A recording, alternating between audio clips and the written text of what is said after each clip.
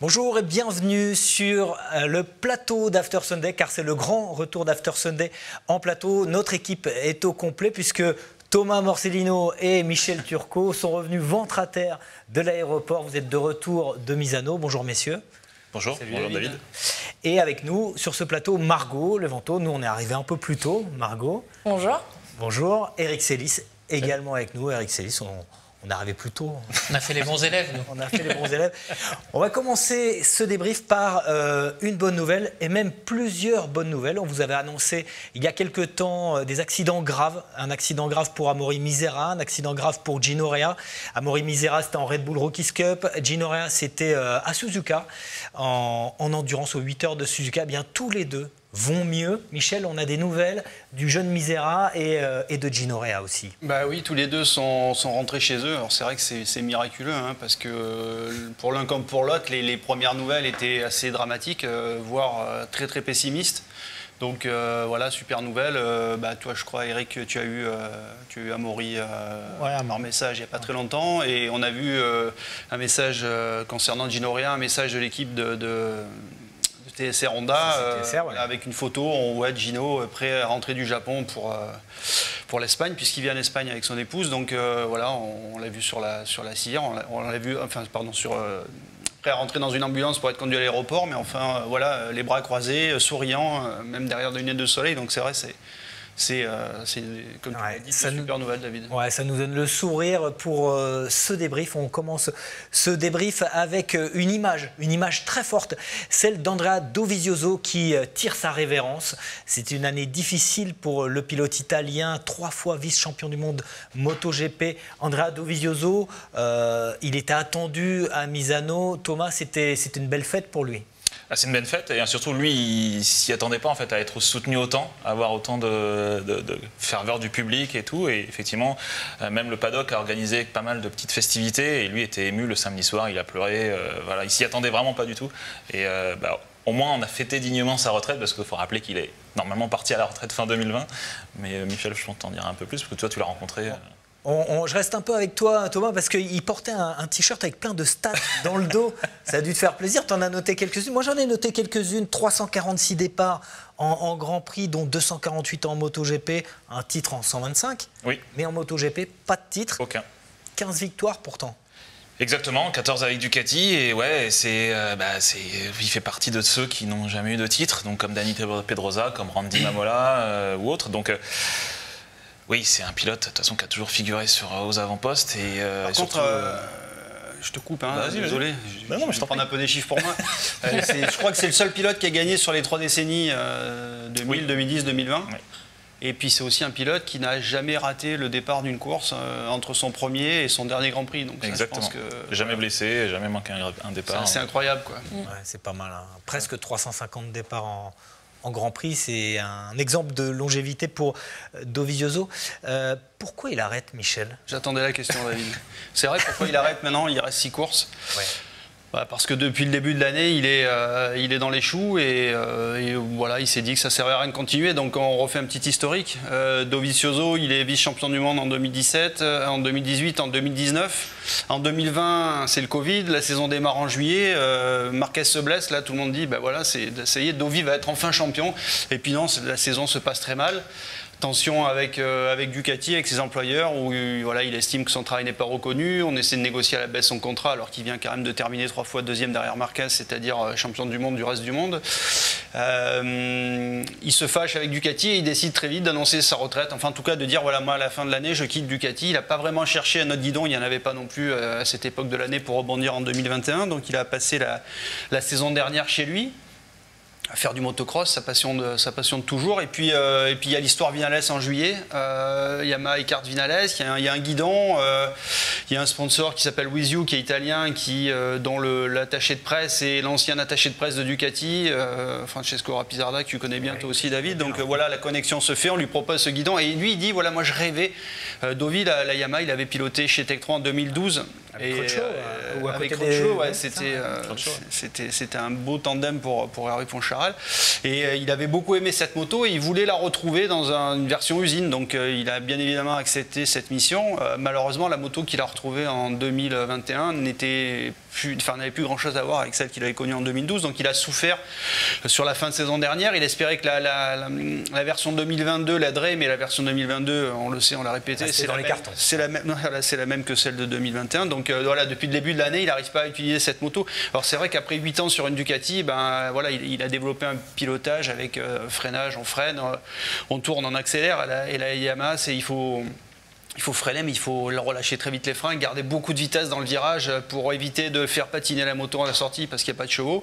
Et ça, il n'est jamais arrivé à le faire. Donc il a décidé, voilà, bon, c'est peut-être le bon moment d'arrêter. Et en plus, son départ va permettre à Kel Crutchlow, pilote d'essai, de disputer les 6 derniers Grands Prix et peut-être aussi de participer un petit peu au développement de la prochaine Yamaha.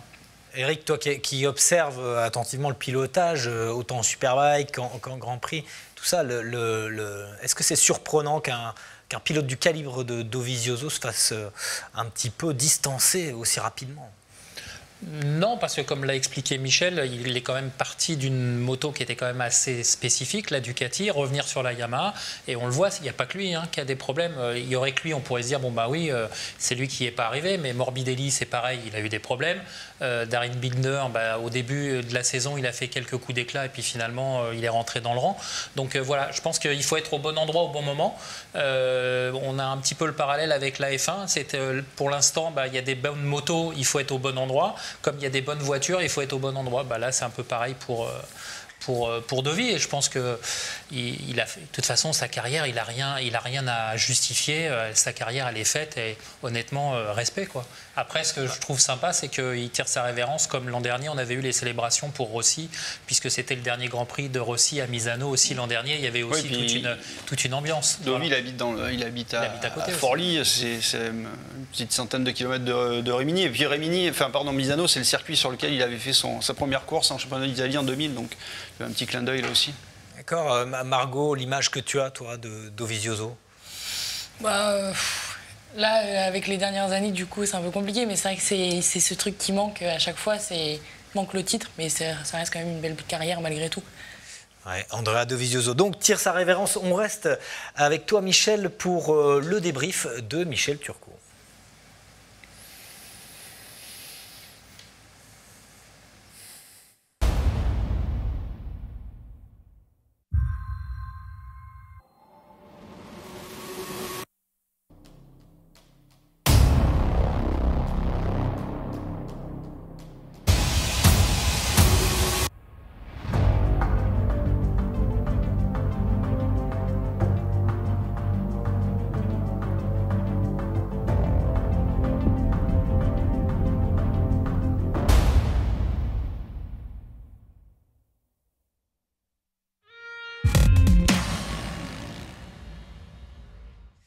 On a l'embarras du choix pour commencer ce débrief, Michel. Il y a la victoire brillante de Pecco Bagnaia, il y a les transferts, on va parler transferts, il y a aussi les Français, il y a Marquez. On l'a vu sur ce paddock de Misano, Marc Marquez. On commence par quoi? On va commencer, je pense, par Bagnaia.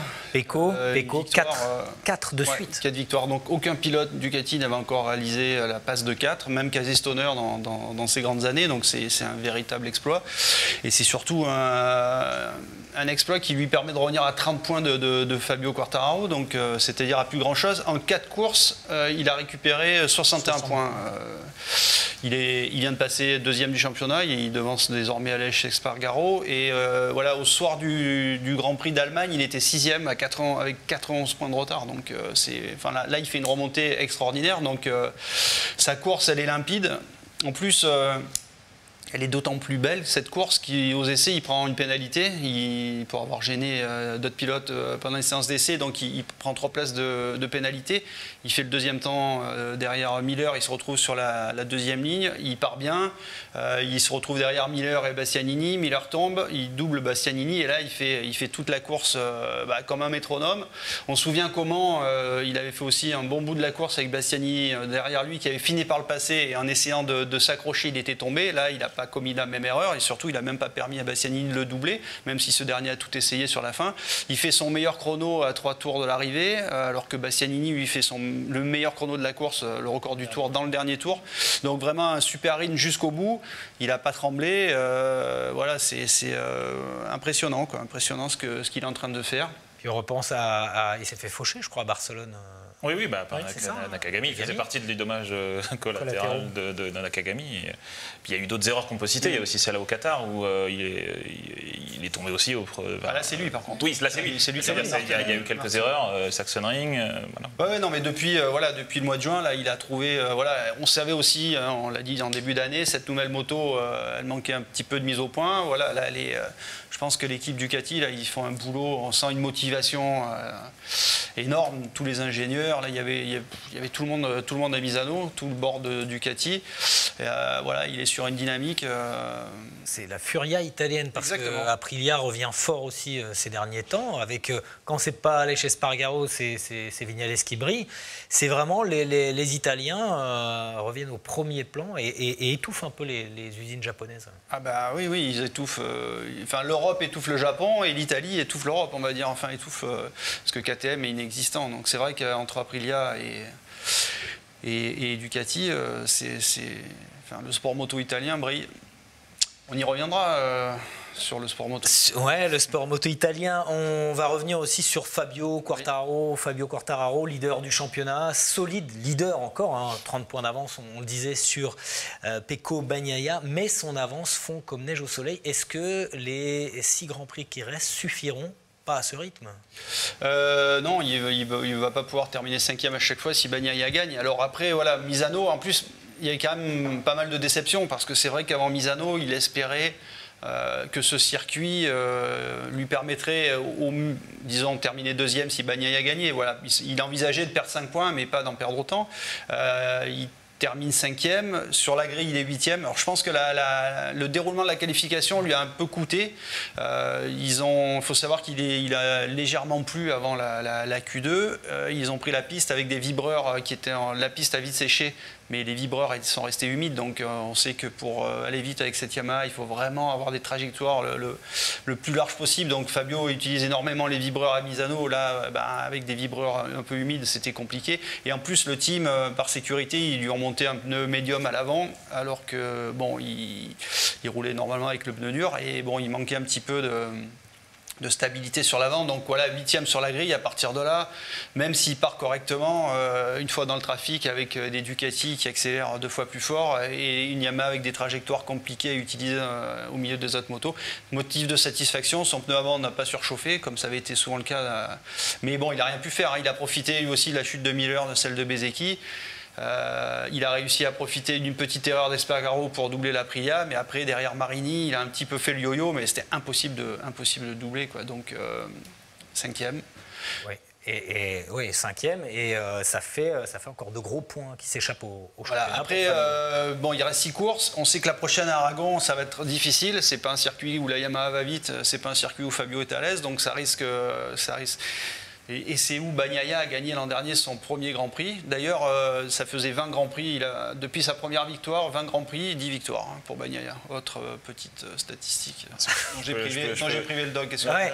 Alors, on va un peu mêler les rubriques, Michel, parce que ton débrief, il y a beaucoup à dire. On l'a dit dans cette émission. Et on veut tous parler autour de cette table. Donc, je vais insérer des petits coups de cœur. Les coups de cœur, c'est aussi un rendez-vous d'After Sunday. Et je vais commencer par Margot. Le coup de cœur de ce Grand Prix de Saint-Marin à Misano, pour toi, il est où? Au risque de prendre celui des autres, je pense que ça va être Bastianini, avec ses 34 millièmes d'écart sur la ligne. Il t'a plu la manœuvre de Bastianini? Sur le dernier tour, oui. Moi j'étais. On va en reparler. Mais j'étais debout. C'était, vraiment, moi je croyais. Après là c'était l'angle de la caméra, mais on pensait vraiment que c'était fait sur la ligne. Mais puis même toute cette pression. Puis après il y a eu un petit accrochage. Ils se sont pas disputés, mais c'était des images qu'on a pu voir sur le compte du MotoGP sur Instagram entre Bastianini et Bagnaia, oui. Qui pas une altercation, mais bon, je veux pas dire le mot parce que c'est pas un beau mot, mais ouais, une embrouille. Une petite embrouille, on va dire. Enfin bon, des petites remarques, c'est plus ça. Mais on disait, c'est ce qui fait Futur aussi. coéquipier. En plus. Mais c'est pour ça en fait que la course était hyper intéressante parce qu'il lui met la pression alors que l'année prochaine, ils sont dans le même box. Ouais, alors pour toi, c'est le coup de cœur. Mais pour moi, c'est le coup de cœur, j'ai fait. Bastianini. Alors on reprend le fil de ce débrief, le lien est tout trouvé. L'arrivée de Bagnaia, on parlait de Bagnaia, son arrivée avec Bastianini. Est-ce que autour de cette table, vous êtes pour les consignes d'équipe ou pour le panache individuel des pilotes, Michel? Ouais, on est tous pour que la course reste la course. Après, on peut comprendre que chez Ducati, on est un peu tremblé dans le garage. C'est vrai qu'aujourd'hui, voilà, on sait que Ducati court après ce titre pilote depuis 2007. Donc là, Bagnaia est en train de revenir. Il a besoin de prendre un maximum de points. Donc je pense que Bastianini a tout fait. Enfin, je pense que ça doit être quand même compliqué dans sa tête de se dire bon, j'ai quand même envie de gagner chez moi parce que lui aussi, il est de Rimini. Hein, il habite à 5 km du circuit, donc il avait envie de gagner. En même temps, voilà, il avait signé. Dit, il est désormais, il a été nommé futur coéquipier de Bagnaia. Donc, c'est vrai que l'année prochaine, ça risque d'être compliqué. Je pense que le caractère entre guillemets soumis de Miller, ça va pas être la même. Là. Il a été recadré, Eric. Ouais. Il a été recadré, Bastianini. Je ne sais pas s'il a été recadré, ça j'ai pas suivi, mais en fait. Ouais, c'est Domenicali qui a. Bastianini, il a tenté sur Bagnaia la même attaque qu'il avait tenté l'année dernière sur Fabio, dans le même virage. Là, à la caméra, on a l'impression qu'il va lui enlever la roue arrière, parce que ça passe quand même pas très loin. Et rappelez-vous, l'an dernier, il enlève le podium dans le dernier virage, au même endroit, à Fabio. Fabio, il termine 4, il s'en fout, il est champion du monde. Mais pour te dire qu'il a les crocs quand même, comme dit Michel, qui sont assez acérés, parce qu'il fait la même manœuvre. Et là, à un moment, je pense que dans le box, ils ont dû quand même un petit peu... Parce qu'on se souvient d'une manœuvre de Iannone sur Dovizioso, on s'en souvient. En Argentine. Ah bah oui, en Argentine. Oui, mais bon, c'était un autre moment de la saison aussi. Oui, bien sûr. C'était le début de saison, là. C'était le début de saison. Le titre n'était pas forcément en jeu. Ça lui a coûté cher quand même. Enfin, il n'y a pas que ça qui lui a coûté cher. C'est l'ambiance. C'est vrai que ça a mis une ambiance détestable dans l'équipe après, et ça y a coûté sa place, c'est sûr. On est d'accord, ça lui a coûté sa place à Iannone. Ça plus qu'autre chose. Certes. On passe à Espargaro, Aleix Espargaro, Michel, et puis après on demandera le coup de cœur d'Eric Célis. Aleix Espargaro, son dernier podium, c'était en Italie. Donc c'était il y a longtemps. Voilà, depuis sa bévue de la Catalogne, on se souvient qu'il a oublié, enfin il a mal compté il a célébré, il a célébré son podium trop tôt. Son podium un peu trop tôt, et du coup il a terminé 5e. Et depuis ce moment-là, ça va plus très bien. Bon, il y a Assen où il aurait quand même pu gagner si Fabio l'avait pas fait tomber, donc il termine 4e. Et depuis, voilà, il s'est blessé à Silverstone. En Autriche, il a subi, et là il a encore subi. Et le problème, c'est qu'à côté de lui, il y a un certain Maverick Viñales qui vient d'enchaîner 2 podiums et qui a même 3 podiums sur les 4 dernières courses, je crois. Donc voilà, là on a l'impression que le rapport de force est en train de s'inverser dans le garage Aprilia. Après, si je peux me permettre, Vous pouvez vous permettre, Monsieur Thomas. Aleix Espargaro a dit, là j'ai passé les 3 courses qui pour moi étaient les plus difficiles. Voilà. Et maintenant on arrive à Aragon, au Motorland, où justement Aprilia, avant le podium à Silverstone l'an passé, avait signé son meilleur résultat à plusieurs reprises avec Aleix Espargaro, une 6e place. L'année dernière il fait 4. Bon, peut-être imaginer un petit. De toute façon, il n'a pas le choix. S'il veut continuer à se battre pour le titre. Enfin voilà, il a perdu une position au championnat, il est 3e. Bon, il est 4 points de Bagnaia, mais il n'est plus dauphin de Quartararo. Le coup de cœur d'Eric Célis va en direction de qui? En direction de KTM pour la gestion sportive de ses pilotes et pour la saison 2022 parfaitement réussie sur tous les points, communication sportive et c'est donc un coup de cœur ironique. Donc on enlève toutes mes notes en fait. Non, mais c'est un coup de cœur qui est un on en a déjà parlé, mais là en plus juste avant Misano, on a appris que Rémi Garner c'était plus ou moins un peu dans les tuyaux, mais ça y est, Rémi Garner est remercié. On se demande où ils vont. Ils ont fait monter des jeunes. Là, ils recommencent puisqu'il y aura une annonce à faire là, prochainement. Oui, on sait que c'est Augusto Fernandez qui va remplacer Augusto Fernandez, donc il va remonter du Moto 2 au MotoGP. Moi, je serais pilote KTM. Je me poserais quand même des questions parce que quel avenir on me réserve? Normalement 2 ans. Après, je me fais éjecter la première année. Enfin bon, c'est un peu... C'est un peu la méthode Red Bull aussi. Ouais, enfin bon, oui, on peut faire le parallèle avec ce qui se passe aussi en F1, etc., avec Helmut Marko et compagnie, mais bon, c'est... Où tu veux en venir, toi? C'est... Oui. Ils ont un point commun, les deux. Vas-y. Vas-y, Michel, vas-y. Bah, c'est des compagnies autrichiennes, quoi. C'est vrai qu'on aime bien les angles droits, quoi. Ils tranchent. Ouais. Et non, mais ce qu'ils ont fait quand ils ont rétrogradé Gasly, c'était des méthodes, des méthodes de management d'un. Ouais, mais tu peux pas après demander à des jeunes d'être performants. On le sait, on le sait très bien, quoi. Je ne vais pas monopoliser la parole, mais c'est une discussion que j'ai eue avec Harry Ponchard durant le week-end, évidemment. Je lui ai dit, mais vous prenez les deux meilleurs de l'an dernier du championnat Moto 2 et vous les écartez, alors que c'est sûr que leurs résultats ne sont pas satisfaisants, mais la moto non plus n'est pas dans le coup. Alors la réponse, bon, bien évidemment, il est un peu embarrassé, Hervé, parce que c'est plus vraiment lui qui décide de ce qui se passe dans son équipe. Mais bon, on savait que Raoul voulait partir, donc Raoul, il est content. D'ailleurs, il a fait son meilleur résultat de la saison, Non, c'est vrai. une 12e. Pardon, non, je disais, il voulait même pas venir à la base. Non, il voulait, il aurait préféré aller ailleurs. Bref, en tout cas, il a signé. Donc la saison, lui, il veut partir, donc on le laisse partir parce qu'au départ, on voulait éventuellement même l'empêcher, le faire redescendre en moto. Avec de l'argent. Faire jouer finalement, largement, avec les largesses de Monsieur Pireur, on l'a laissé partir. Quant à alors KTM officiellement reproche à Rémi Garner de ne pas être assez professionnel. Donc là, il a demandé, mais ça veut dire quoi être professionnel? Donc c'est vrai qu'on lui reproche un peu peut-être son attitude un peu Dilettante. Enfin, l'australienne, voilà, c'est plutôt Un bon vivant. un beach boy qu'un pilote de MotoGP selon les Autrichiens. Donc il a aussi un manager qui a fait des déclarations un peu fracassantes. Je pense que ça a pesé en parlant de contrat. Donc voilà, c'est vrai que c'est un peu dommage. A priori, il devrait rebondir en Superbike, Rémi Garner. Ouais. Ça. D'accord, donc un coup de cœur un peu au vitriol. Voilà. Ouais. Bon, enfin, parce que sincèrement, je trouve dommageable et on sait que les places sont chères, elles sont pas faciles. L'année prochaine, il y aura 2 motos en moins et on sait que c'est le rêve de tout le monde. Et là, on prend des jeunes, on les tire comme ça et au final, on leur tire dessus, quoi. Tu vois ce que je veux dire? C'est pas super cool, même s'il n'y a pas trop de place pour laisser le temps au temps. Michel, on continue avec les Français. Un mot sur Johan Zarco, évidemment. Johan Zarco, il n'a pas eu de chance. En même temps, le week-end était mal entamé. Il n'a jamais été vraiment, même s'il n'était pas trop mal en termes de chrono, mais sur un tour, mais il n'a jamais eu un rythme. Enfin, en tout cas, il n'a jamais été à l'aise sur sa moto pour espérer faire une belle course. Et Binder a décidé, dès le premier virage, de mettre un terme à sa course. Donc voilà, Binder est rentré. Il est mal parti, enfin il était loin, il est rentré comme un sauvage à l'intérieur du premier virage, il a croché son guidon, et Johan est tombé, il a emmené avec lui Paul Espargaro et Michele Pirro. Grosse chute d'ailleurs, on voit les images, ça aurait pu mal se terminer.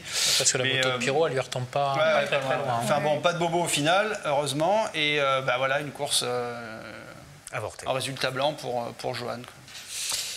Le coup de cœur de Thomas Morcellino. Je ne vais pas faire dans l'originalité, je vais prendre le même que toi, c'est Bastianini, et je vais spoiler un peu une statistique.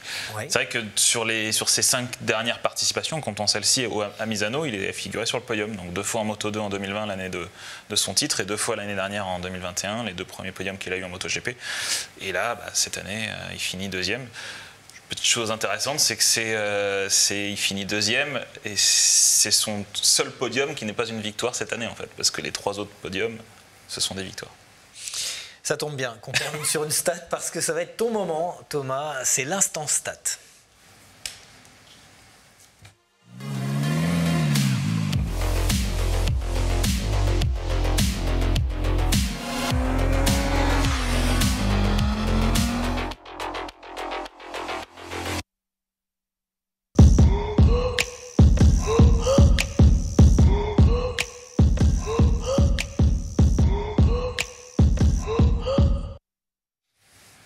On commence par une statistique qui concerne qui écoute, là j'essaie de faire le tri parce qu'on a déjà un peu tout dit, mais je vais quand même préciser, donc 4 victoires de suite pour Pour Bagnaia, en fait, c'est le 4e pilote à réussir un tel exploit en MotoGP depuis l'avènement de la catégorie en 2002. Parmi les autres pilotes, on cite Valentino Rossi, Lorenzo et Marc Marquez, c'est tout. Par contre, si effectivement en étant à la catégorie reine dans son intégralité depuis 1949, c'est le 13e pilote à réussir un tel exploit. Mais on peut citer des pilotes comme Dani Pedrosa, Casey Stoner ou autres qui n'ont jamais réussi à faire une telle performance. Donc c'est d'autant plus remarquable. Ouais. J'en ai d'autres. Toujours sur Ducati. De toute façon, j'avais dit que je ferais un petit focus encore sur Ducati. On est sur une 20e course de suite avec au moins un représentant Ducati. Donc ils étendent encore le record qu'ils ont battu déjà, qu'ils ont déjà atteint à Silverstone. Et surtout, on approche dangereusement de leur record de 24 podiums sur une même saison. Donc ça, c'était établi l'année dernière. Là, on est à 22. Donc déjà dès la semaine prochaine, ils peuvent déjà atteindre leur record, voire même le battre. Donc, ce serait étonnant qu'ils ne le battent pas, il reste 6 courses. Exactement. Et puis je vais encore dire un truc sur Ducati. La semaine prochaine, Ducati peut déjà prétendre au titre constructeur, donc son 4e en MotoGP. Ils ont 120, j'ai un doute maintenant, mais en tout cas, il suffit juste qu'une Ducati gagne et que la première Yamaha ne finisse pas mieux que 6e, et Ducati est titré. Ouais, c'est impressionnant, la domination de Ducati. Ça s'est vu avec d'autres marques, Michel, en Grand Prix, mais Honda, Yamaha. Ouais, Honda dans les années où il n'y avait que des Honda, mais c'est vrai que là c'est impressionnant. Et en plus, même, alors justement, c'est un sujet de discussion avec Dovi qui disait à quoi on reconnaît une bonne moto. Une bonne moto, c'est une moto qui fonctionne avec des pilotes différents, des styles différents, et c'est effectivement le cas de la Ducati aujourd'hui, puisqu'on voit que les jeunes, que ce soit Bezzecchi, Marini, Bastianini, tous, même Johan qui a encore un style différent, cette moto elle fonctionne avec tout le monde. Ça a été le cas avec les Yamaha ou avec les RCV aussi. Oui, mais bon, c'était un peu une autre époque, c'est difficile de comparer, mais là on voit aujourd'hui que ce soit Yamaha ou Honda, voilà, c'est une moto dont les défauts sont tels qu'il faut vraiment avoir un pilotage très spécifique pour utiliser les qualités au maximum et essayer de gommer un petit peu les défauts. Donc c'est ce qu'arrive à faire Marquez avec la Honda et ce qu'arrive à faire Fabio avec la Yamaha, quoi. On parlait de Marquez, on a touché un mot sur Marquez, on n'y est pas revenu, il était sur le circuit de Misano, il y était en reconnaissance, il va bientôt reprendre le guidon. Demain. Demain. Voilà, il a été autorisé par les médecins à remonter sur. Alors il a fait des petits tests avec sa CBR, une 600 CBR à Aragon, si je dis pas de bêtises. Et voilà, et donc il a le feu vert et demain il remonte sur la moto. Alors bien évidemment, l'idée c'est de se faire une petite idée de où en sont les Japonais. Il y a des petites choses à essayer, dont un bras oscillant qu'Alex. En aluminium. Enfin voilà, donc il veut être là pour donner son avis et voir un peu et puis voir un petit peu où il en est. Après, évidemment, s'il se sent, il sera certainement au départ. Peut-être pas à Aragon dans la semaine prochaine, mais on peut imaginer qu'il va reprendre le guidon au Japon. Quoi. Il l'a dit, il a dit qu'il serait là avant la fin de la saison. C'est ce qu'il je pense que voilà, il a le feu vert des médecins. Je pense qu'il se sent bien. Là, on l'a croisé, on voit qu'il est carrément hyper heureux, donc c'est aussi une autre bonne nouvelle, quoi. Il reste combien de circuits qui tournent à gauche? Aragon, Phillip Island, Valence. C'est une bonne fin de saison. 3 sur 6. C'est vraiment l'exercice préféré de Marc Marquez. Oui, et puis là, c'est vrai qu'Aragon, l'année dernière, on se souvient du duel avec Bagnaia, qui était une très belle course. Donc il se réjouit de reprendre le guidon et c'est le timing idéal pour Marquez. Et nous, on se pose plein de questions sur la compétitivité de Marquez à venir. Oui, c'est sûr non seulement sa compétitivité à lui, on peut imaginer qu'il n'aura rien perdu de son talent. Après, qu'est-ce qu'est aujourd'hui la Honda? Ça, c'est encore un autre problème quand on voit les performances des Ducati, quoi. Donc, Puis ils ont donné une stat aussi pendant le week-end qui était assez impressionnante, c'est qu'en dépit de tous les grands prix qu'il a ratés suite à cette opération, c'est quand même toujours le premier pilote Honda au classement provisoire. Donc c'est, comme disait Michel dans les paroles de Dovizioso, à quoi on reconnaît une bonne moto, c'est le fait que tous les pilotes puissent l'utiliser. Là on voit bien qu'il y a un souci, quoi. Il a raté combien? Il a raté 6 courses, 6-7 courses. Après l'Italie, donc il avait raté l'Argentine et également l'Indonésie puisqu'il était blessé au CC. Il est toujours premier pilote Honda classé, quoi. Ça fait peur. Est-ce qu'on a d'autres statistiques, Doc? Non, j'en ai d'autres, mais on les a toutes dites, donc c'est les t'as rien, quoi. Alors, on va passer au débrief de Margot avant de revenir sur le carnet de notes. Le débrief de Margot.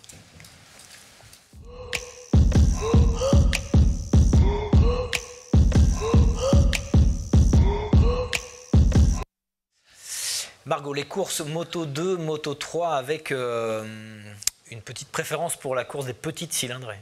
Comme d'habitude. Ouais, c'est ça. Ouais.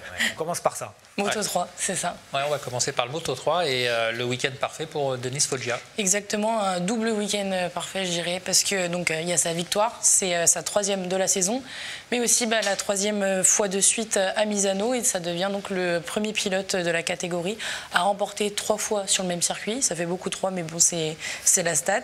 Et donc une victoire avec un duel, enfin une bataille à 4, un peu moins que d'habitude. Il a expliqué que c'était un peu dur à la fin parce que son pneu était usé, mais bon, il a quand même remporté la course et ça lui permet de revenir à 35 points de Izan Guevara au championnat. Donc il a toujours ses chances de titre parce qu'on le sait, en Moto 3 ça va un peu vite. Et la deuxième bonne nouvelle, c'est qu'il monte en Moto 2 l'année prochaine avec le team Italtrans, donc un team italien où il y a souvent un Italien, donc qui fait actuellement rouler Lorenzo Della Porta et Joe Roberts. Donc c'est une bonne nouvelle pour lui qui est depuis 2018 sa première saison entière en Moto 2 et donc son premier Grand Prix en Moto 3 pardon et son premier Grand Prix en Moto 3 c'était en République tchèque en 2017. Della Porta qui devrait normalement retourner en Moto 3 dans le team alors CBC Corset mais le team Sniper c'est les rumeurs du paddock. Radio Paddock. Non mais c'est rare de voir un pilote Moto 2 redescendre en Moto 3. Pour le coup. Alors après, il y a la polémique du week-end, Margot, oui. Avec Honda qui attaque KTM, c'est ça? C'est ça. Alors c'était déjà depuis le week-end d'avant que ça... Enfin, ça a commencé depuis l'Autriche, ça avait été mis en lumière, mais vu que justement c'est une Honda qui remporte le Grand Prix, et bien c'est donc Léopard Honda qui ont attaqué, entre guillemets, attaqué KTM, d'avoir réalisé des modifications qui n'étaient pas autorisées, donc, parce qu'il y avait un gel donc, sur le développement, donc, notamment sur les systèmes de câblage et les connectiques, donc la pompe à carburant et les boutons du guidon, sauf qu'ils ont remarqué que KTM et les autres motos KTM, donc aussi Gaz et Husqvarna, avait des modifications à ce niveau-là. Donc il y avait déjà eu une réclamation au Mugello et le 14 juillet dernier, la Cour d'appel du MotoGP avait saisi le dossier et avait un peu rejeté la demande donc, de Léopard Racing en expliquant que c'était Léopard et Honda qui n'avaient pas compris qu'ils pouvaient produire ces modifications. Donc il risque d'avoir des petits épisodes par la suite parce que ça n'a pas l'air d'être fini du comté d'Honda. Affaire à suivre. C'est ça. Bon, Garcia, le perdant du week-end, on va dire ça comme ça. Un week-end à oublier, comme il l'a mentionné. Il n'était pas à l'aise sur sa moto depuis le début du week-end. En preuve, c'est qu'il part 13e sur la grille. Et en plus, il est poussé par Fernandez, si je ne me trompe pas, dès le premier virage, qui en plus on voit... Il reprend appui sur sa moto pour repartir. Ensuite, il manque de chuter parce qu'il vient dans la roue un peu trop proche de Denis Onjou. Et après, donc, il chute dans le 4e. Et après, il repart, sauf que donc, drapeau noir, puisque pour conduite irresponsable, il était dans les autres groupes. C'est un week-end... Enfin, le retour de la trêve, pour lui, c'est compliqué, puisqu'il a marqué que 11 points en 3 courses, dont 2 résultats blancs, enfin 2 abandons. Pendant que Izan Guevara, lui, c'est 25 points. Et ce qui lui permet, c'est pas énorme sur 3 courses non plus, mais ça lui permet de revenir, d'être le premier, d'être à la tête du championnat. Pardon. Et avec 11 points d'écart maintenant entre les deux, donc Izan Guevara qui est 3e sur cette course-là, et Romé Mazia qui lui est monté sur la 2e marche du podium.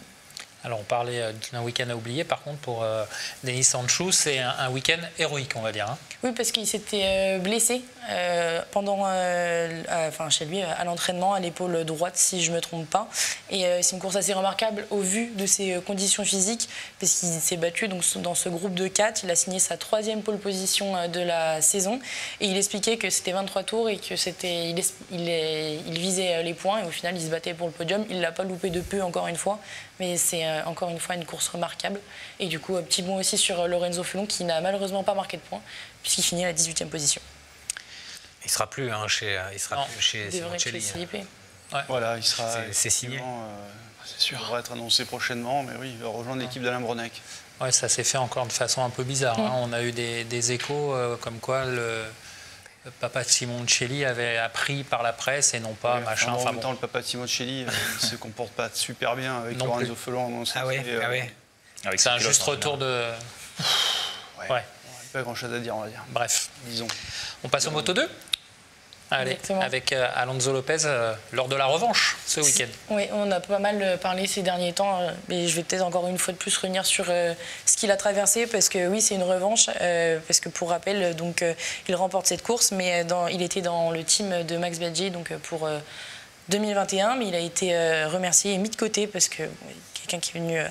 prendre sa place, on va dire ça comme ça. Et il est retourné en Moto 2, donc en CEV Moto 2, pardon, et il a terminé vice-champion derrière son coéquipier Fermin Aldeguer. Et il est arrivé en France ensuite pour remplacer Romano Fenati. Et aujourd'hui, c'est lui qui bat presque tout le temps Fermin Aldeguer. Et donc il a réalisé un podium. Il avait loupé de peu la victoire face à Augusto Fernandez à Silverstone. Et donc là, on le voit, il monte de plus en plus en puissance. Et c'est assez remarquable. Et enfin, félicitations à lui pour cette nouvelle victoire. Et d'ailleurs, il est à 9 points de Pedro Acosta au championnat des rookies, donc, qui a terminé d'ailleurs 6e ou 5e, si je ne me trompe pas. Et il est 10e au général, Alonso Lopez. Juste une petite stat intéressante, Alonso Lopez qui est arrivé, donc, comme tu disais, en France cette année, qui a déjà mené plus de tours que tous les autres pilotes cette saison. C'est un bon moteur d'être revanchard un peu comme ça. Je pense, ouais, effectivement, il a mené 50 tours en tout sur la ligne, et là, les autres, Ayogura, et le deuxième, je crois, à égalité, c'est Augusto Fernandez, j'ai un doute, avec 47 tours. Donc là, il est à 50 tours, et voilà. Juste un dernier chiffre, c'est la première victoire d'une Bosco-Scuro. Tu vas le dire. Tu veux le dire? Non, mais non, vas-y. Non, mais... Vas-y. Non, vas-y. Ouais, non, du coup, c'est la deuxième. Oui, c'est la première victoire depuis Valence 2019. Alors, la première victoire non Calex depuis Valence 2019, mais après la première victoire d'une Bosco-Scuro, donc qui est en fait une speed-up. Parce qu'à l'époque, Speed-Up. Ouais, mais en fait, non, c'est pas Robadger. En fait, c'était des siennes, c'était châssis. Parce qu'à l'époque, Speed-Up, c'était un châssis, mais c'était aussi le nom du team. Donc pour différencier le nom du team du châssis, ils avaient nommé ça Bosco-Scuro, en honneur au créateur, donc qui est Luca Bosco-Scuro. Donc ça reste une Speed-Up derrière. Et la dernière victoire, c'est Fabio Quartararo à Barcelone en 2018. Donc voilà, d'autant plus remarquable pour Alonso Lopez d'avoir signé cette première victoire depuis longtemps. Alors après la revanche, le retour. Oui, d'Aaron Canet, avoir un petit mot dessus, puisque Aaron Canet, il avait eu son accident de voiture, donc ça l'avait un petit peu gêné, on va dire, pour les courses par la suite. Bon, là, il termine sur le podium, deuxième. Alonso Lopez, donc pour revenir là-dessus, il était très rapide, il avait un meilleur rythme sur cette course-là. Donc il passe la ligne d'arrivée à 1 seconde 2 derrière son compatriote. Mais il a fait des petites erreurs aussi, donc ça ne l'aime pas. Mais visiblement, donc, il est 3e au championnat. Il semble qu'il devrait arbitrer le titre. Voilà. Puisqu'on parle du titre, Fernandez, toujours leader. Toujours leader. Et donc, comme on l'a dit, ça a été annoncé aujourd'hui, on s'en doutait quand même, qu'il sera chez Tech 3 l'année prochaine en MotoGP. Donc, pour l'instant, c'est le seul rookie qui monte. Et donc... il a expliqué que ce n'était pas forcément un week-end très simple, mais même quand c'est difficile, il arrive à monter sur le podium. Et il partait 9e. On s'attendait aussi à une petite remontée comme il a pu le faire depuis le début de la saison. Et la première partie de la course était assez compliquée vu que la température de la piste avait changé. C'est ce que tous les pilotes ont plus ou moins expliqué quand même. Le nombre de chutes 31 pilotes sur la grille et 17 qui ont terminé... qui sont passés sur la ligne d'arrivée. Ouais, Misano, que ça tourne dans un sens ou dans l'autre, c'est un peu délicat. Ouais. C'est surtout la différence de température entre les essais et les essais. C'est ce qui remet un petit peu l'équilibre des motos en cause. Vietti, justement, on parlait de 17 pilotes à l'arrivée sur 31 au départ. La faute de trop pour Vietti? Sûrement. Bon, on en parlait la dernière fois. Est-ce que c'est l'occasion pour les Italiens de revenir? Ouais, on avait parlé de Foggia la dernière fois. On avait dit que c'est peut-être l'occasion à Misano de se mettre en évidence. Et lui a réussi, Vietti a échoué. Exactement. Donc, donc on en parlait, mais c'est surtout que c'est le seul pilote en Moto 2 à être passé sous la minute 36, puisqu'il a signé la pole en 1 minute 35 et 996 millièmes. Il a fini par chuter aux alentours du 10e tour, donc, et il a abandonné par la suite. Donc ça fait 5 abandons cette saison, ce qui fait qu'il est relégué à 42 points de Augusto Fernandez, sachant qu'il a mené toute la première partie de saison. Donc à voir s'il a encore ses chances de titre, mais ça semble compliqué au vu de ses performances maintenant. Voilà, merci Margot pour ce débrief Moto 2, Moto 3. On passe au carnet de notes du doc et puis on donnera notre avis sur tes notes.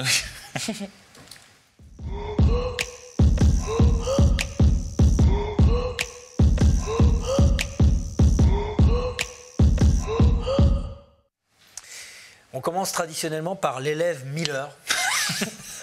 Donc on ne va pas déroger à la tradition. Que récolte-t-il comme... Qu'est-ce que je peux mettre comme note? Je vais mettre pas la moyenne parce qu'il chute en course, mais il fait la pole position. Non, voilà, mais arrête. Il n'en a pas fait beaucoup des pole positions. Non, c'est sa deuxième, parce que la première c'était en Argentine 2018, dans des conditions un peu similaires. D'ailleurs, parce qu'il avait roulé en slick sur une piste humide, sauf erreur. Mais oui, effectivement, deuxième pole, mais en course...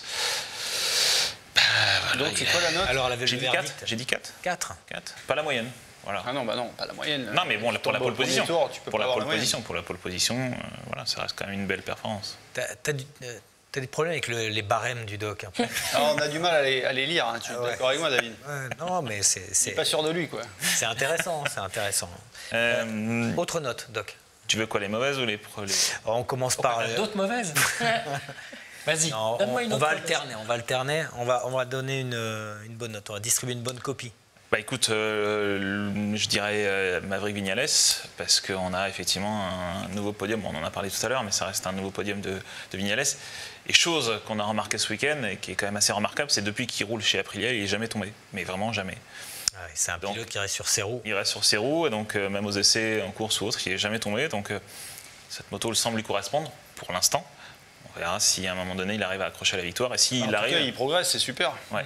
Et s'il y arrive, il sera le premier de l'ère MotoGP à signer, à s'adjuger 3 victoires, 3 marques différentes. Suzuki, pour commencer. Exactement, Yamaha. Et puis, donc, il tombait très peu sur Yamaha aussi. Bien sûr, non, c'est un pilote qui tombe très peu d'une façon générale, mais oui, ce serait une belle chose. Ce serait quelque chose de. Ah, mais la note, c'est quoi? Bah là, je lui mettrais un 9 parce que voilà, il n'a pas eu. Voilà, il a ses chouchous. Non, mais je veux dire, quand on regarde cette course, c'est vrai qu'à la fin de la course, il a lâché prise, mais sur les débuts de course, il a quand même tenu tête à Bagnaia de façon très insistante et je pense qu'il a mis une belle pression à Bagnaia. Bon, il a fait quelques gouttes d'eau sur 1 ou 2 virages et donc ça lui a coûté une potentielle victoire, mais ça reste quand même une belle performance. Ça fait plaisir à voir pour Viñales qui revient souvent un peu de situations conflictuelles. C'était le cas en Moto 3 aussi. Il était revenu. Oui. Bah après, on a déjà parlé. Maverick, c'est un pilote. Mais la note ne te. Si, non, c'est très bien. 8, c'est 8. Hein. 9, non. Alors donc 9, ça veut dire 10 Bastianini et 11. Écoute, ouais, donc là, je vais mettre une bonne note aussi. Bon. À Luca Marini, parce que pour la deuxième course de suite, il signe son meilleur résultat en MotoGP. Il termine 4e au pied du podium. Il a réussi à mine de rien, tenir tête à Fabio, à y résister, même si Fabio, effectivement, n'avait peut-être probablement pas les armes pour pouvoir le battre. Mais ça reste une belle performance de Luca Marini. Et surtout, quand on l'écoute à ses débriefs, c'est quelqu'un qui est très intelligent, très lucide. Il s'exprime très bien et c'est vraiment un plaisir de l'écouter sur son analyse de la course. C'est frère de Valentino Rossi, il ne faut pas oublier quand même. C'est aussi un pilote qui est carrément handicapé par sa taille. Oui. Il est très très grand. Par rapport à un Bastianini, bien sûr. Il est plus grand que Rossi d'ailleurs, enfin que Valentino. Ouais. Un peu plus grand. Et il est pas loin de base, je pense. Il est pas loin du 90. Et alors après, juste le pendant, c'est vrai que VR46 ce week-end, donc en l'absence de leur patron, de leur mentor, ça a été compliqué parce que tu citais tout à l'heure donc la chute de Vietti. Il y a eu la chute aussi de Nicolo Antonelli. Il y a eu la chute de Marco Bezzecchi. Donc le seul, on va dire, le digne représentant de la VR46 du team. Je ne parle pas de Bagnaia. Oui, pas de Bagnaia. Évidemment, mais ça a été Luca Marini. Donc, voilà. Ouais. Et il n'attire pas les foules comme son frère. Dans les tribunes, c'était pas le plein comme ce qu'on a pu vivre les années précédentes, Michel. Non, il y a 100 000 personnes au cumul des 3 jours contre 159 000, je crois, en 2019, avant le Covid. Donc ça fait beaucoup moins. Donc c'est vrai qu'il y a globalement une décrue des affluences et de l'intérêt du MotoGP. Donc d'ailleurs c'est ce qui affole un petit peu la Dorna aujourd'hui. Donc c'est aussi pour ça qu'elle va arriver l'année prochaine cette fameuse course sprint très controversée. Donc il y a eu on a eu ce week-end les résultats d'une longue enquête qui avait été lancée par la Dorna sur le MotoGP. Donc ils ont fait appel à tout le monde, aux fans. Voilà, via... Et modéré par qui les résultats? Modéré par qui les résultats? Personne. C'est-à-dire modéré. L'enquête. Alors après, l'enquête, sur quoi elle repose? Sur les gens qui ont bien voulu y répondre. Donc, en tout cas, alors, qu'est-ce qui ressort de cette enquête? Déjà, c'est que Fabio Quartararo est le pilote le plus populaire aujourd'hui en MotoGP. Il devance Marquez et Bagnaia, que ce soit en termes de génération, en termes de continent. Hein. Sur les 5 continents, c'est lui le plus populaire. Donc ça, c'est assez sympa pour lui déjà, et puis pour nous. Qu'est-ce qui ressort d'autre aussi? C'est que le spectacle n'est pas au rendez-vous. Donc la Dorna cherche des idées. Est-ce qu'il cherche les idées au bon endroit? Ça, c'est personnellement, j'en doute un peu. Je ne sais pas ce qu'en pense Thomas. Écoute, moi je laisserai ma chance quand même à la course sprint. La seule chose peut-être qui pourrait être critiquable, c'est qu'ils n'ont pas consulté les pilotes, selon les dires. Après... c'est sûr que moi je pense qu'il y a toujours cet effet Rossi. Oui, je pense que ça c'était quand même. Voilà. Le départ de Rossi a été sous-évalué globalement. Alors, on le voit, hein, c'est pas seulement en Italie. Ouais. Enfin, globalement, le départ de Rossi a fait du mal à l'intérêt, même aux audiences télé. Alors c'est vrai que si on s'en tient au prisme de la France, on ne le voit pas parce qu'on n'a jamais vécu on a une époque extraordinaire. On a un Fabio Quartararo champion du monde, leader du championnat, on a un Johan Zarco qui fait aussi de belles choses. Donc c'est vrai qu'on n'a jamais eu ça en France. Donc les audiences restent très bonnes en France. En revanche, que ce soit en Italie, en Espagne, globalement, voilà, il y a une vraie baisse des audiences et c'est vrai que la Dorna, ça m'inquiète, quoi. On va voir quand Marquez va revenir. Peut-être que là aussi, l'absence de Rossi, l'absence de Marquez, beaucoup ont peut-être pensé que le championnat était un peu... C'est ce qu'on répète aussi depuis un moment. Aujourd'hui, ce championnat manque d'histoire, de personnages, de rivalité. Le charisme aussi un peu. Fabio en a. Alors c'est vrai qu'on n'a pas. Il y a Miller qui a des aspérités qui sortent un peu de l'ordinaire. Mais c'est vrai que l'histoire du sport, elle se fait avec des rivalités fortes. Alors on leur demande pas de se faire la guerre, parce qu'on va me reprocher encore de mettre de l'huile sur le feu. Mais c'est vrai que voilà, il faut qu'il y ait des mots, c'est ça l'histoire du sport aussi. Hein. Là, c'est quand même. Les légendes se construisent comme ça. Hein. Les légendes se construisent comme ça. Les fameux duels, René Schwantz. Après, il y a eu Douane Biaggi quand Biaggi est arrivé en 500. Après, avec Rossi, Giberno, Rossi, Biaggi, etc. Il y a toujours eu un moment ou un autre, comme le dit Michel, de la friction. Et ça crée forcément des clans partisans. Et ça crée forcément de l'émulation. Et après, ça crée des histoires. Et c'est ce qui fait vivre. C'est vrai que si tout est lisse, ça tombe bien. Je suis bien placé pour le savoir. En plus, on a aujourd'hui une domination des Ducati. C'est vrai que ça aussi, c'est un vrai problème, quoi. On a 8 Ducati qui sont en train d'écraser le championnat. On a des Japonais qui sont en train de disparaître. L'année prochaine, il n'y aura plus que 2 Yamaha. Suzuki s'en va. Donc c'est vrai qu'il y a une espèce de déséquilibre qui se crée et qui n'est pas... Est-ce qu'il y a un risque, Michel, parce qu'on voit la désaffection de Suzuki, est-ce qu'il y a un risque que ça gagne d'autres constructeurs comme Honda, par exemple, qui est en panne de réussite? Complètement. Donc c'est vrai que tout repose aujourd'hui sur Marquez. Donc là on se dit, Marquez, son opération a été un succès, il va revenir, il va être en forme, mais jusqu'à quand? Et puis après, il faut aussi, comme on en parlait ce week-end, il faut aussi que le MotoGP soit une vitrine du développement futur des motos de série. C'est effectivement notre problème. C'est vrai qu'aujourd'hui, toutes les compétitions de sport mécanique, elles mettent en avant la recherche sur des solutions dans le contexte dans lequel on vit, par rapport à l'environnement, par rapport au climat. Et c'est vrai que la moto, elle est un peu en dehors de tout ça, quoi. Elle est un peu en dehors du temps et des préoccupations du monde. Donc c'est encore. Margot, tu es d'accord, un peu hors sol la moto par rapport à des générations plus jeunes aussi? Oui, niveau environnement, on garde. Là, visiblement, on va garder un moteur à combustion, par exemple, pendant des années. Alors qu'on est déjà à l'hybride en F1. C'est compliqué en moto de faire de l'hybride, visiblement. Mais oui. il y a un manque. Enfin, il y a un décalage au niveau des générations qui est trop important. Oui, et puis peut-être des tropismes vers des pays qui accueilleraient les Grands Prix qui ne sont pas forcément les plus vertueux, plus humains. Vertueux. Oui, bah oui, à l'image de la Formule 1 aussi. J'imagine que tu veux parler de l'Arabie Saoudite. Qui vient d'être signé avec l'Arabie Saoudite. C'est vrai que là, ça fait énormément réagir sur les réseaux. Je pense que on sent qu'il y a eu 2 années Covid, la Dorna a perdu de l'argent et là on les sent aux abois, il faut qu'ils trouvent de l'argent partout. Donc c'est vrai qu'on a l'impression qu'ils sont prêts à faire n'importe quoi sur du court terme. Et c'est vrai que la gestion aujourd'hui de la famille Espeleta, elle est un peu... on les a beaucoup encensés sur des décisions sur le long terme qui ont permis d'asseoir les équipes, d'asseoir des constructeurs. Et aujourd'hui on a l'impression que tout ça est un peu en train de se déliter. Et oui, si on veut attirer un public plus féminin, par exemple, c'est pas en allant en Arabie Saoudite qu'on va y arriver. Quoi. Avec des grid girls en Arabie Saoudite. Oui, ça c'est aussi un autre problème. Donc, mais bon, après, il y a des gens dans ce milieu comme Gigi Dall'Egna qui est le premier à dire mais il faut faire bouger les choses. Lui, il aimerait que, par exemple, on introduise le KERS, récupérer de l'énergie au freinage, qu'on permette aux ingénieurs de travailler pour trouver des solutions pour le futur. Quoi. C'est vrai, c'est pas vraiment le cas. Quoi. Mais là encore, c'est au niveau du budget aussi où ça risque d'être compliqué. Oui, mais on peut y aller aussi, il faut qu'il y ait quand même déjà des premières initiatives. On parle de budget, on multiplie les courses. Bon, on veut faire des courses sprint. À un moment donné, il faut faire des choix. Quoi. On va revenir sur tout ça et on va revenir sur les transferts aussi. Ouais. Tu notes la Dorna, parce que c'est encore ma rubrique, je crois. Ça a bougé ces derniers jours dans les transferts. On va y revenir juste après le Sunday Race Recap avec toi, Eric.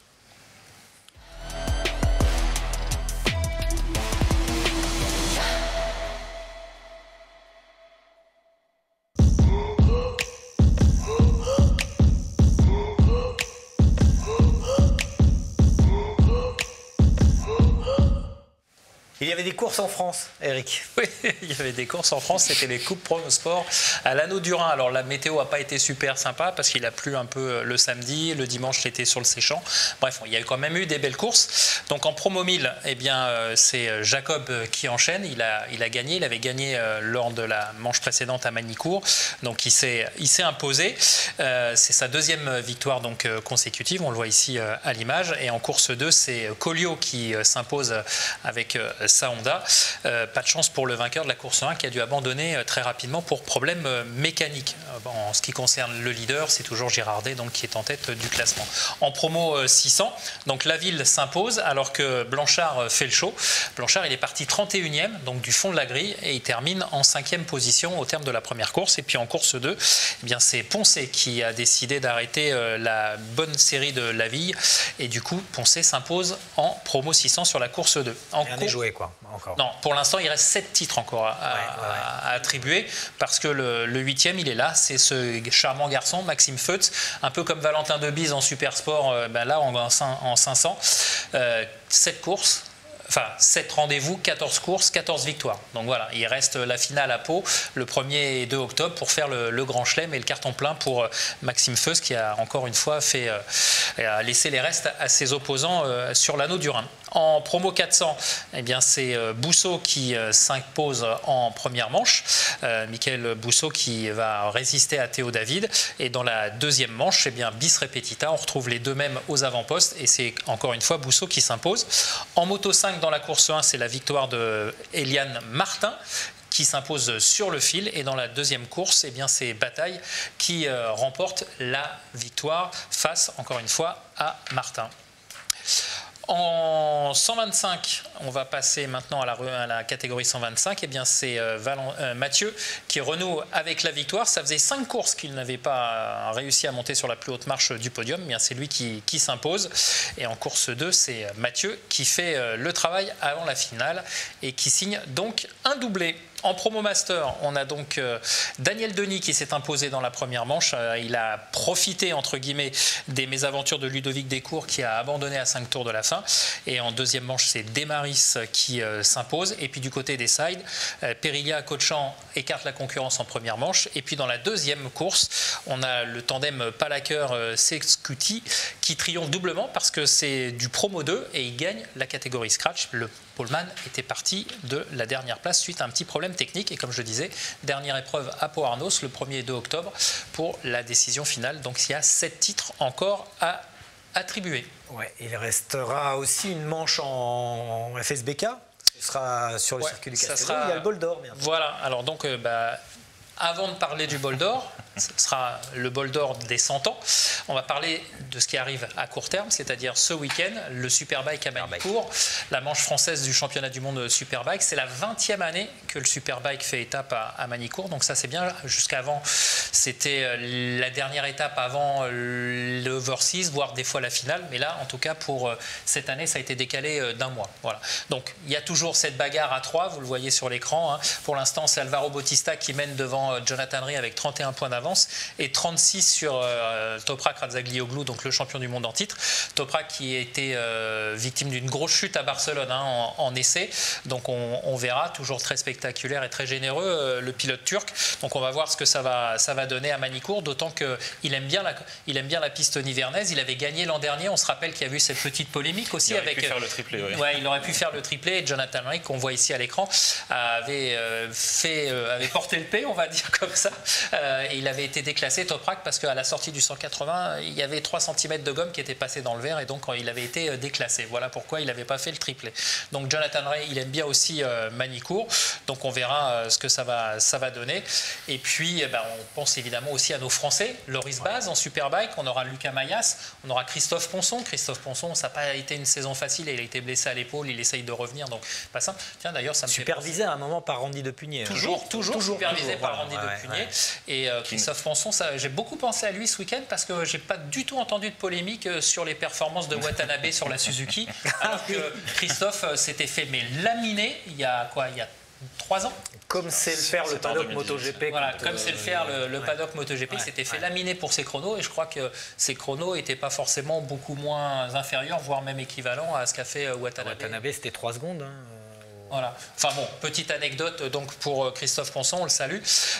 Et puis on va penser aussi au Supersport parce qu'il y a le GMT qui va être à domicile, GMT 94. Jules Cluzel, on espère qu'il sera opérationnel à 100% sur ses terres et devant son public. Andy Verdoya pareil. Et puis surtout, on attend les wildcards. Valentin Debise, qui est du fait de sa victoire en championnat de France Supersport, va être la wildcard intégrée au GMT 94. Et puis Mathieu Di Gregorio qui aura, lui, une aide moteur et technique du GMT 94, mais qui va rouler avec sa structure. Voilà. Christophe Guyot aura du pain sur la planche. Voilà. Et puis j'oublie pas non plus Samuel Di Sora et Hugo De Cancelis en championnat du monde 300. Qui ont une victoire chacun et qui sont tous les deux dans le top 6. Donc peut-être des Français encore à l'honneur ce week-end à Manicourt. Et on passe... Juste un petit truc, pour un petit mot sur Egarter, du coup. Ouais, Egarter qui a été champion moto I, c'est ça? Exactement, vainqueur de la Coupe Champion. Ah oui, pardon. Qui a gagné dès la première course samedi. Et surtout qui demain va rouler sur la Suzuki MotoGP pour remplacer Joan Mir durant les tests. Voilà, donc il a été appelé à la rescousse par Suzuki. On peut imaginer que si Mir n'est pas rétabli en Aragon, ça pourrait permettre de le tester pour le faire rouler. Exactement. Et il y a aussi la wildcard de Loris Chédron en 300. Oui, exact. Et puis Agarter, donc qui joue sur tous les tableaux, puisque avec Baldassari, ce sont les deux seuls à pouvoir se disputer encore le titre de champion du monde dans la catégorie Supersport. Donc il pourrait succéder à lui-même. Et puis voilà, le bol d'or, c'est dans 15 jours. Donc là, ce week-end, c'est le Superbike. Le week-end prochain, donc 14 et 15 ou 15 et 16 plutôt. On y sera tous au bol d'or. Je pense, il y a des chances. Peut-être, Margot, ça se joue entre Aragon et le bol d'or. Hein. Oui, on attend. On attend. On est dans la décision. Il y a eu des essais pré-bol d'or justement la semaine dernière, mardi et mercredi dernier. Tu y étais pour le bol d'argent. Ouais. Le bol d'or en argent, comme dit Margot. Le bol d'or en argent. Et donc, il y a eu une conférence de presse, puisque ça sera le 100e anniversaire du bol d'or. C'est le premier événement de sport mécanique a fêté ses 100 ans. L'année prochaine, il y aura les 24 heures du Mans Auto, mais le Bol d'Or est le premier événement de sport mécanique à fêter ses 100 ans. Organisé par Motorvue qui a déjà 100 ans. Voilà, donc repris en 1969, etc. etc. Donc il y a d'ailleurs un ouvrage qui a été réalisé par Christian Batteux qui va sortir en édition collector avec un coffret. J'ai eu la chance de regarder le coffret. Il y a plein de petites vignettes sympas sur toutes les affiches précédentes, etc. Donc c'est assez sympa. Donc il y avait des essais pré-Bol d'Or et c'est encore une fois le Yard qui a été très impressionnant. 1:51 921 le chrono en essai de l'équipe Yamaha. Donc ça a été vraiment très très très vite. Il y a aussi eu pas mal de mouvements puisqu'on parlait de Gino Rea qui va revenir chez lui en Espagne. Gino Rea évidemment sera l'un des absents de ce Bol d'Or. Il a été remplacé et il sera remplacé par Alan Techer qui était avant chez Tati. Donc Alan Techer revient chez Honda FCC TSR Honda France.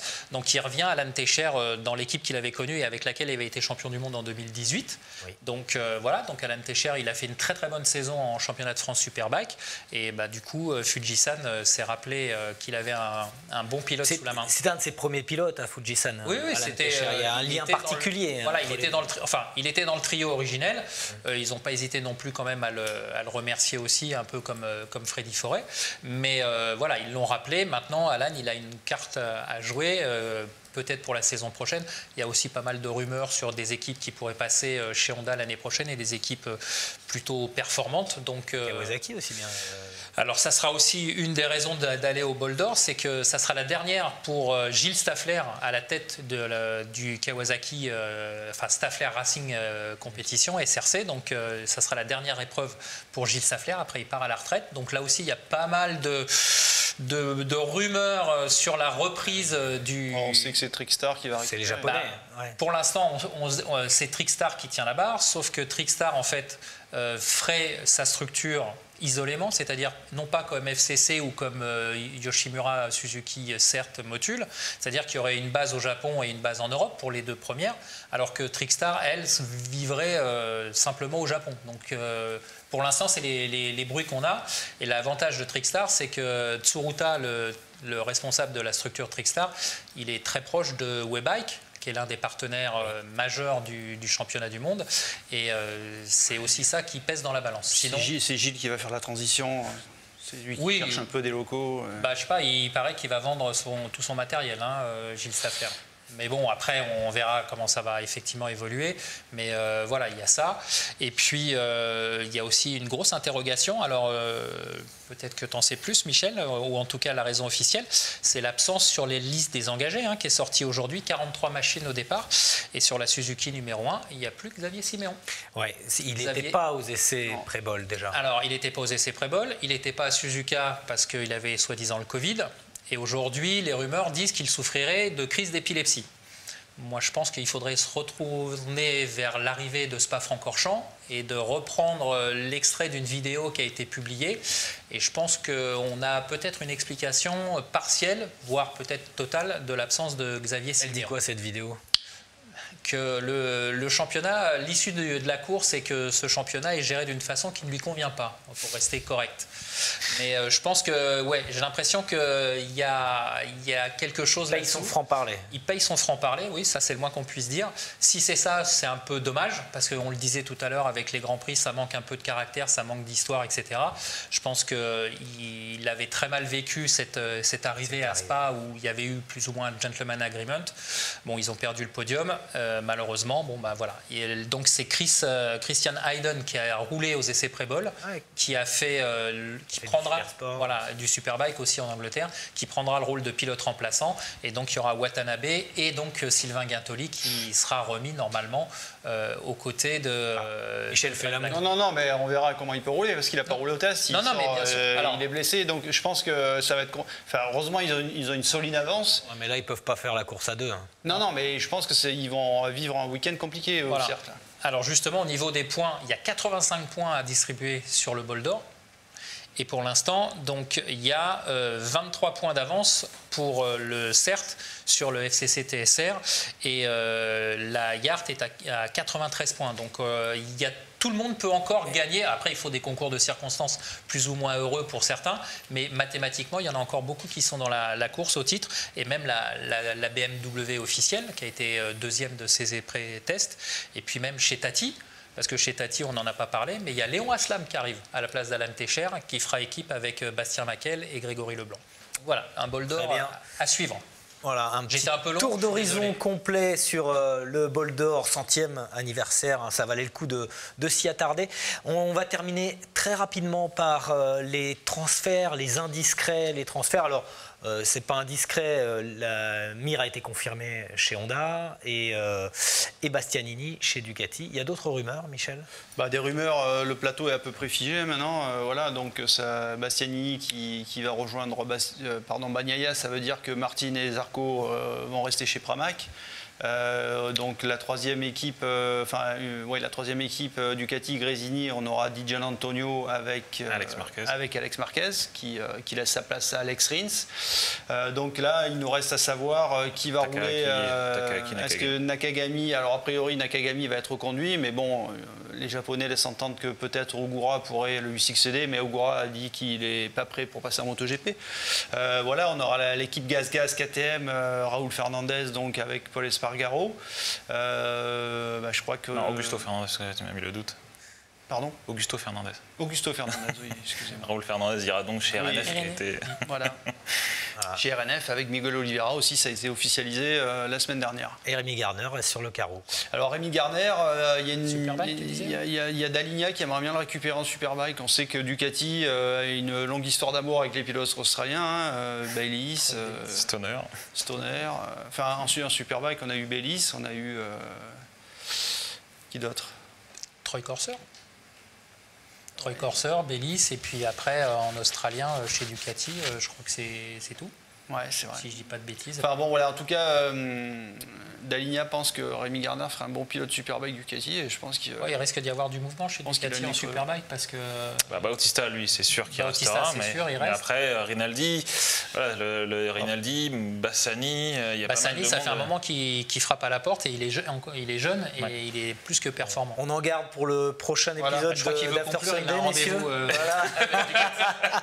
Non, je termine par des remerciements à tous ceux qui nous regardent parce qu'on a passé la barre du million de vidéos vues sur YouTube, Facebook au cours des 13 précédentes émissions After Sunday. Donc merci à vous, merci à tous, continuez de nous regarder, de nous suivre sur les réseaux. Merci à vous d'être venus sur ce plateau. On se retrouve pour le prochain débrief avec toujours cette course entre Bagnaia et Quartararo pour le titre mondial. Salut à tous.